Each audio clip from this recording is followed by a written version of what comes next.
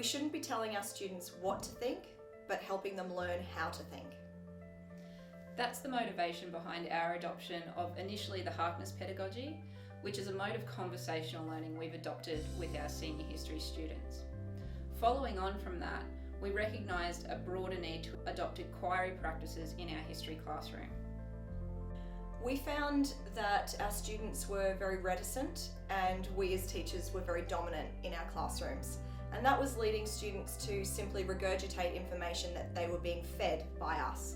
So we were looking for a method that would allow them to gain content knowledge and comprehend history through inquiry, through asking open, broad questions, and then having the confidence then to talk about their learning with each other.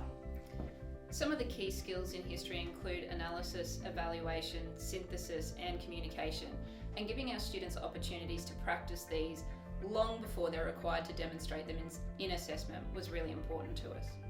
The introduction of the new QC senior syllabus offered us a really valuable opportunity to reflect on and refine our teaching practice. So we turned our attention to not just our own pedagogy, but the pedagogical practice of our broader teaching community. Emma and I established the Darling Downs Modern History Network and have run a number of conferences and events with the aim of broadening the conversation we're having about how history teaching is taught in Queensland schools. So every term we put out an invitation. We are enabling rural teachers as well to join in through conference call, and we have lots of teachers who've started to come and just bring assessment, bring examples of student work, and are just really enjoying the opportunity to communicate with each other, to learn together, and to put together the best programs that we can for our students and our schools. As part of that professional sharing, Emma and I have also recently contributed to the Queensland History Teachers Association State Conference.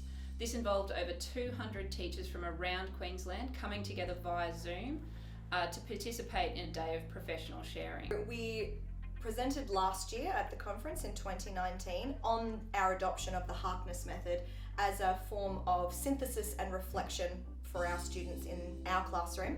And this year, in 2020, we decided to take the opportunity to go again and to talk about how we create a responsive classroom with students who are willing to respond not only to us but also to each other. We're very, very passionate that our students see their peers as learners and see that they are developing relationships with their peers as learners, not just getting their information and their learning through us. So our presentation focused on two broad areas. We spoke first about the ways in which we consult our students about their learning. So we're very open with them about our pedagogical decisions, and we also discuss with them and seek their feedback around how they learn best. This allows us to design activities that give students the best opportunity to achieve their goals in our classroom. The second half of our presentation focused on some specific strategies for teachers to take away and apply in their classrooms that foster students being able to independently demonstrate the objectives of our syllabus.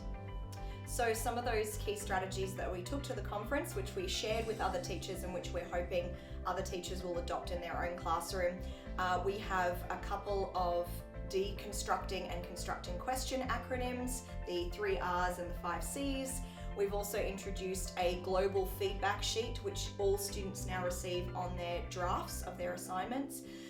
That helps to eliminate cross-classroom competition. We are a cohort, we are a team, we work together, and so everyone gets the same. We also work off the same digital online platform, one Google Classroom for all students. And finally, we've introduced a History Palooza, which is a series of lunchtime events that are focused and targeted based on the drafting feedback that we have seen. It's really for us about bringing our students to an understanding that it's their learning and their responsibility, and we are there merely as support and guide as they develop those skills for themselves. We've seen huge benefits in the adoption of this pedagogy. It's something we continue to research and refine in our daily practice, and it's something that we think really makes learning at Glennie a special opportunity.